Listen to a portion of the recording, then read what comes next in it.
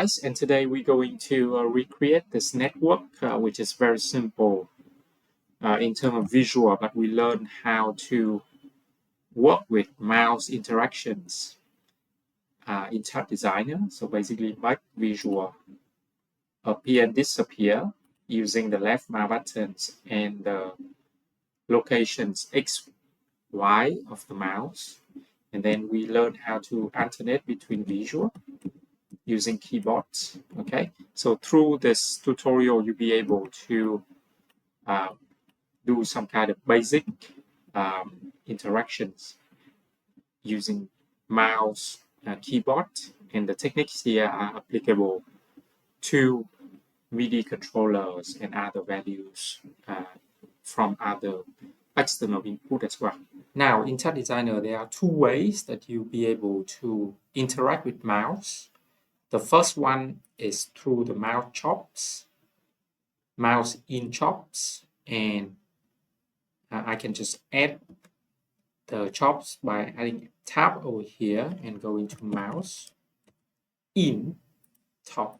Okay, and then there's another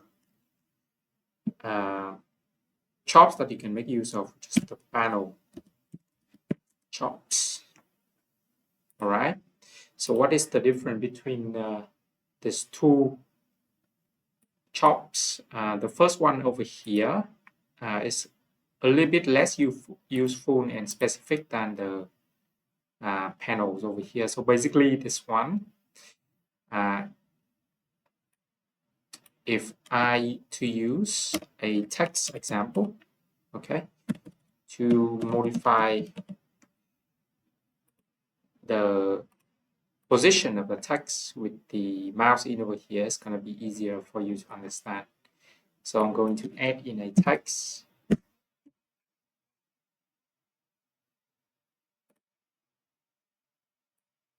And then I'm going to increase the size over here.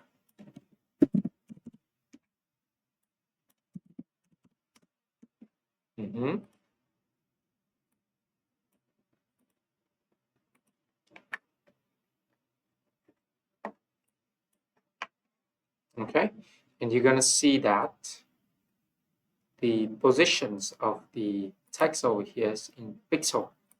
Okay, and basically I can use the TX and TY of the mouse over here to actually influence the position of the pixel over here. But it would be easier for me to switch this to fractions, because the TX and TY on the mouse over here is basically the fractions on the left and on the right of the screen. Okay, so this is top for the Y and bottom on the Y-axis. Okay, and you're going to see the maximum value is here 0.5, and this one is minus 0.5, and over here is 0. Minus 1 on the TX, and then this one is 1 on the TX. Okay, so basically we need to be able to pair this value to the positions over here. All right, and we can do this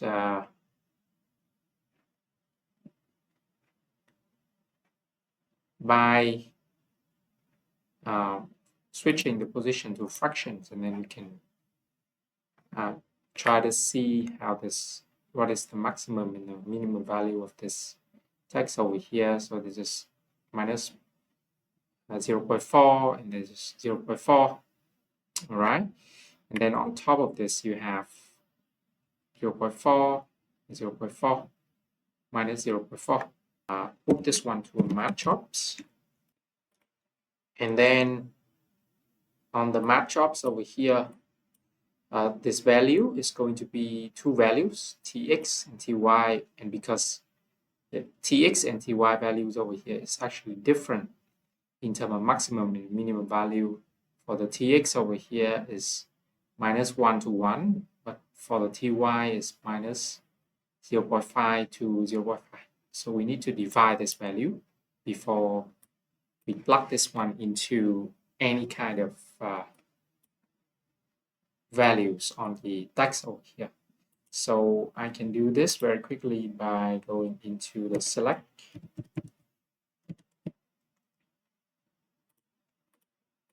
And I can plug this one into the select over here. And then I can go into select TX, all right? And then I can put this one to a math.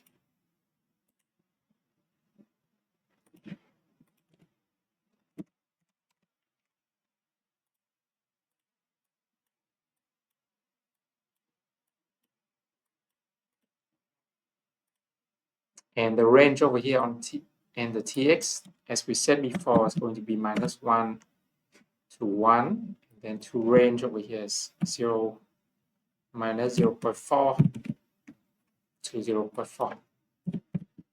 Okay. And now we can actually add this into the position X over here.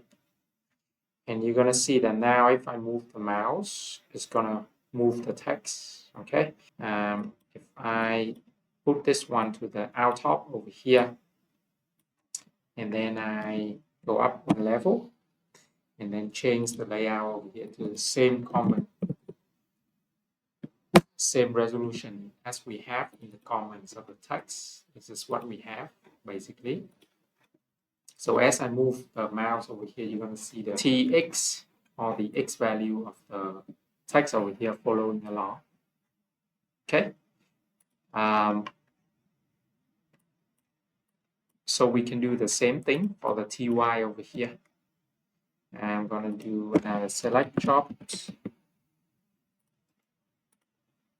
I'm going to put it here, TY, and then I can do another map. Now this time we're going to put this one from a range of 0.5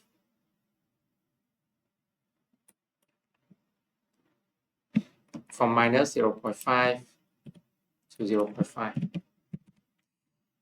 and on the top over here it's gonna be 0.4 to 0.4 as well.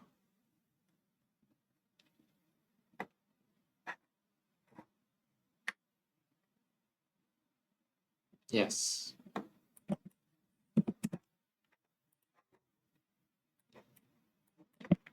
-0.4 to 0.4. And then I can drag and drop this into the jobs. And now if I open up the screen in full, you're gonna see that the text over here actually following along with my mouse. But you're gonna see that it's not following exactly the position of my mouse, because basically I have limited it to the positions of the text over here. And the limitation of this method is that basically the mouse in chops is going to work only with very precisely with resolution that is actually the resolution of the screen. Now what do I mean by this? If I switch this resolution to, and I switch this one to the 72, for example, you're gonna see that basically I have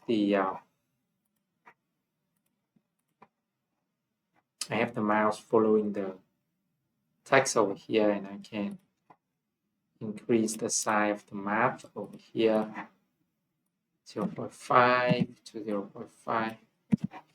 Over here it's 0.5 to 0.5. Right? And you're gonna see that basically I'm gonna have a mouse that is following along with the text over here. Okay, unless the mouse over here go outside. Okay, and it's mostly following along with the text over here. Okay, now this method will work the best if you have the mouse in full screen. All right, but for example, if you try to switch on the panels over here, okay, you're going to see that it's not following the mouse. Okay, and this is problematic if you want to prototype mouse interactions. Okay, make use of the panel tops over here. So the panel tops, the only difference that it makes, okay, not the only difference, but it has a lot of other difference and other values. And the nice thing about it, the most distinctive thing about it, it's work only inside the panels. If we go into the panels over here, you're gonna see that as I move the mouse over here, the row U and row V inside U, inside V is moving around. Okay, so what can I do with this? Basically, we can have a more precise control of the mouse inside the panels, and then we can output the panels as the full screen. Okay, I can do this by adding a map. Select,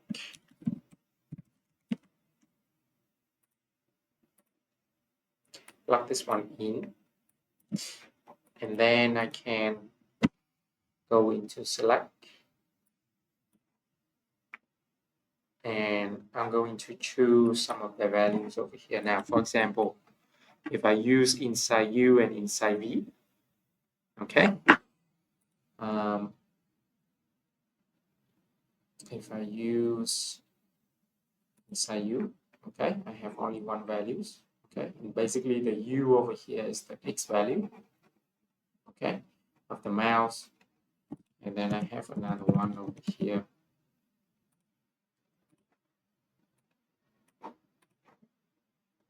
which is inside V.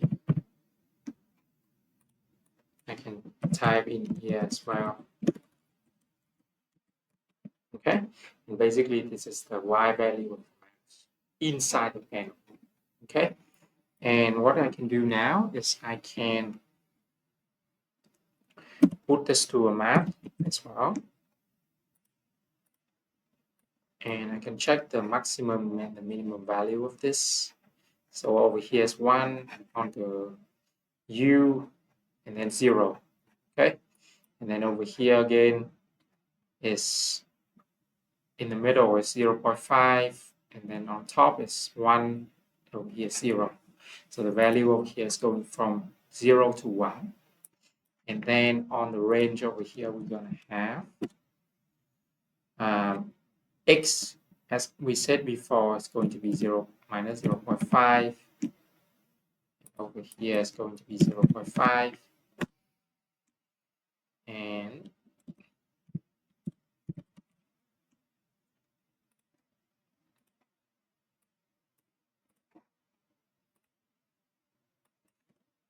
then 0.5 and 0.5. Okay.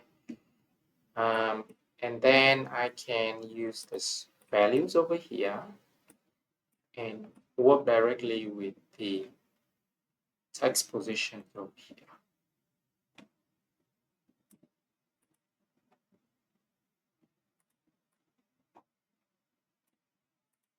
All right.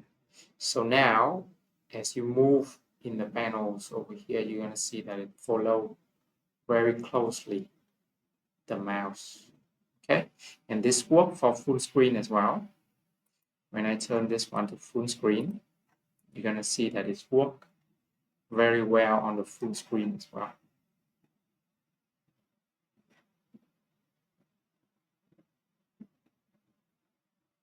Okay, so basically this is the differences between the panels and the mouse in chops, basically.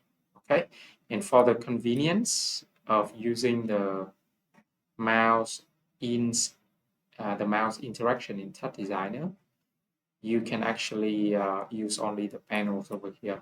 Okay, which is easier to manipulate. Okay, and just want to show you that there are other functions that you can make use of the panels over here, and to be able to use on the mouse over here. For example, you have other channel. If you click on the channels, you're going to see the click over here change. All right, and then you have the select and L select over here. You click on the right button, it's going to be R select. Okay, and then you'll be able to drag. Okay, click and drag and hold the left mouse button. Is going to move the U and choose V to U. Okay, so many channels over here that you can take advantage of. Okay, just want to show you this very basic function over here. Now let's say I want to make this text A appear whenever I click them left mouse buttons. Okay, so I see that on the panels over here. Whenever I press the left mouse button, it's going to be available on the selects over here. Okay, so I can take that channels, L select,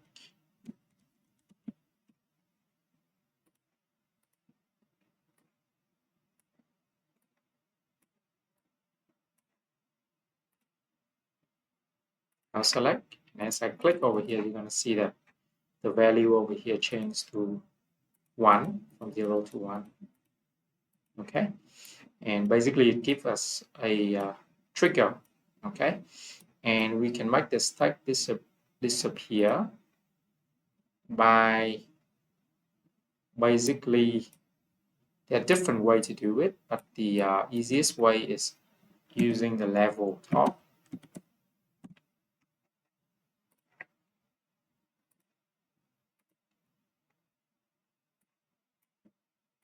Plug this one in,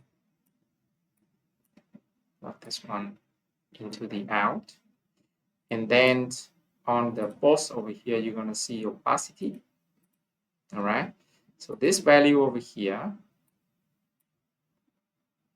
is manipulable with the chops, and we can actually use this one.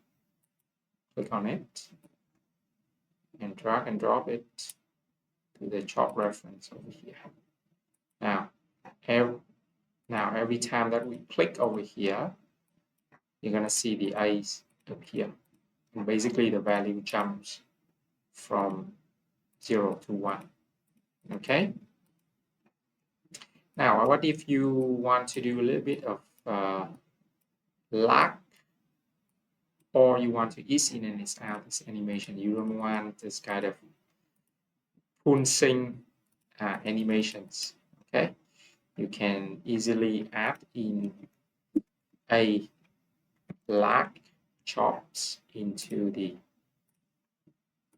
selects over here, and then every time you click, it's going to be a lag over here, and you can customize the minimum values and the maximum, not the minimum value, sorry, the lag that it takes for the how much of seconds, how many seconds it's going to take for the value to go to maximum value, which is 1, and minimum values, and how long does it take for the values to go to minimum value. And we can actually use the lag chops over here to drag and drop it to the level.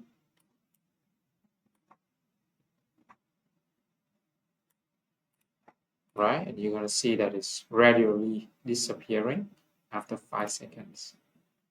Okay, so the lag chop here is very handy if you want to add a little bit of lag into the values. Now you can also use another one, which is the trigger over here. The trigger chops over here is basically a chops that you can use to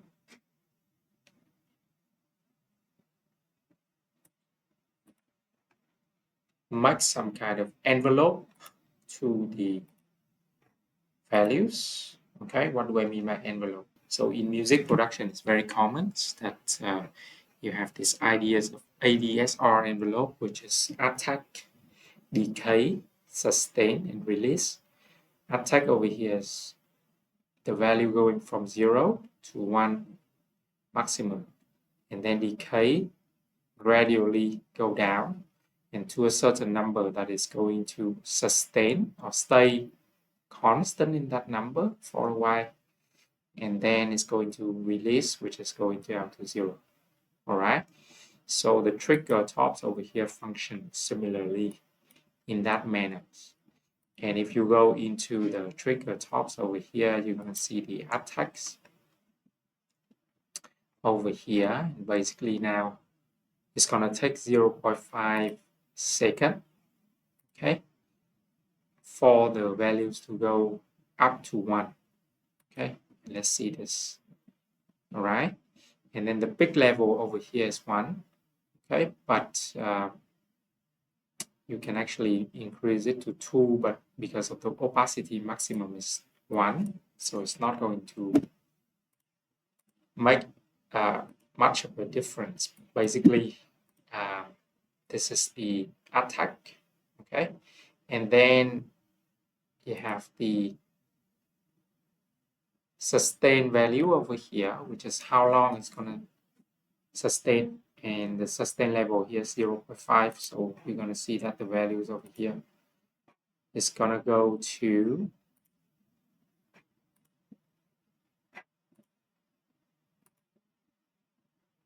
0.5, it's going to go to 1, and then it's going to go down to 0.5. Okay, I can add in a trail over here just to visualize the problem a little bit easier. Okay, you're going to see that it's sustained over here 0.5. Okay, and if I were to decrease this value, for example, if I want to make this one 0.8, okay, and the sustained length is going to be how long it's going to sustain. If I put this one at 0.5 seconds, you're going to see it's going to stay at 0.8 for a very long time. Okay, so this is the way that you're going to use it. Okay, and then release over here, how long it's going to take for the value to go down from 0.8 to 0. Okay, and that should be it. A little bit about trigger chops over here. Okay, and then there are different ways to do it. An alternative way to do it is you can also use the timer chops. Basically, if you drag and drop, you plug in the selects over here, and we're going to use this value. So after the timer is running, it's going to basically click on this. It's going to, after that is done, it's going to basically trigger. Okay, so basically this is adding a little bit of time delay to the actions. Okay, so I can click on this, and then I can go into done. Then I can go into level, release the opacity.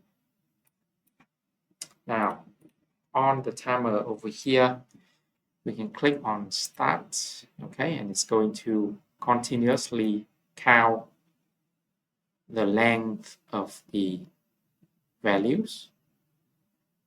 Okay, and it's after that we click over here after 10 seconds, it's going to release the done over here as a trigger, and then it's going to trigger the text to be visible. Okay, but over here we can switch this one to 0.5, and basically we can put this one into the second output, which is start trigger. Okay, so as we put this one into the start trigger, every time we click on the mouse, it's going to trigger the timer over here, and after the timer is complete, it's going to release the value of done as 1, and as result is going to turn the value of the opacity to 1. Now with keyboard over here, we can go into jobs, and then we can add in keyboard in. All right, and basically if we go into the keyboard in over here, we're going to see that by default the keys over here is 1, but if you click on this little buttons, be able to set any kind of keys on your keyboard so that you can use it to control the visuals. All right, and let me just demo this very quickly with another text top.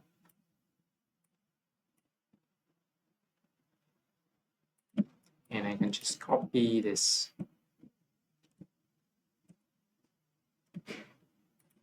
network over here.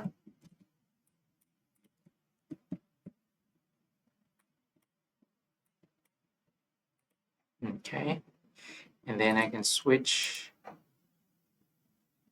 the level 2 to over here. Now let's say I want to use this one to turn on and off the text.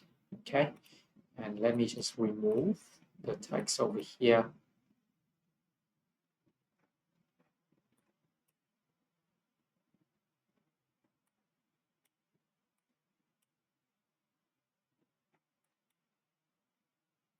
The position of the text over here is a parameter, and let me just now I have the levels over here, and basically every time I press, this value is going to go to 1.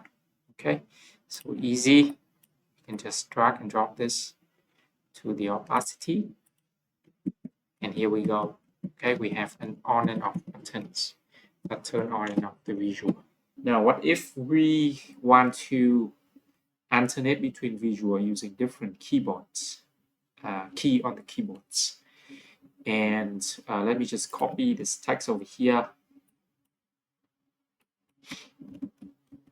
And the second one, let's say that we have ABC, text B, this one is C.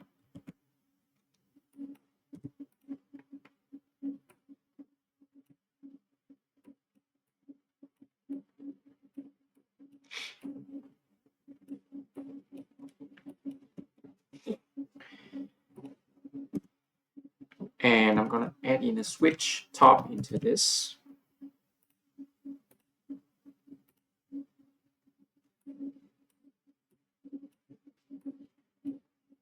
All right, and as we move around the switch top over here, we move it to 1. It's going to be text 3 over here, which is basically letter B. Text 4 over here is text 4. Okay, and basically the number is from 0 to 2. Okay, and what we need to do here is basically we want to convert this keyboard in 1, 2, 3 into 0, 1, 2. And the logic here is that every time that we press a button, the other button is going to be off. Okay, so go back to the keyboard in over here. We can actually add in 2 and 3. All right, and now we have 3 buttons basically. 1, 2, 3, and it's on firing the value of 1. Okay, and in Touch Designer, you'll be able to create a logic by using the logic chop. Okay, So the logic chops over here, if you put this through the logic chop, basically there's different function over here, and the logic chop over here would be able to do some kind of simple logics, and the thing that we care about is the radio buttons over here. Now, what is radio button? It means that one button is on, the other button 2 is off. Okay, so there's only one button that can be on at the same time. Okay, so what we want to do now is to output this one to through a fan chops. Okay, now what is the fan over here is basically what it does is basically the fan out over here. Every channels that it has is going to expand it into 3 channels. Okay, and the fan in over here is what we care about. It's going to combine, okay, all this 3 channel over here into 1 channel. Okay, and if we click it, fan in, you're gonna see now if I press 1 on my keyboard, it's going to output the number 0 over here, and if I press 2, it's going to be outputting number 1 over here. And press 3 is going to output number 3 over here. Okay, basically. Okay, so this simple logic over here will allow us to output the value for the switch. Okay, and we click on the fans, go to this, and read this chop reference. Okay, now we press 1, 2, 3. Okay, you don't see it on the out now. If I plug this one over here, it's going to be visible. Okay, so now as I press to number 1, 2, 3, okay, you're going to see the visual change. Okay, and just want to show you an extra function over here on the logics. So if you go on the logic chops over here, you go to toggle.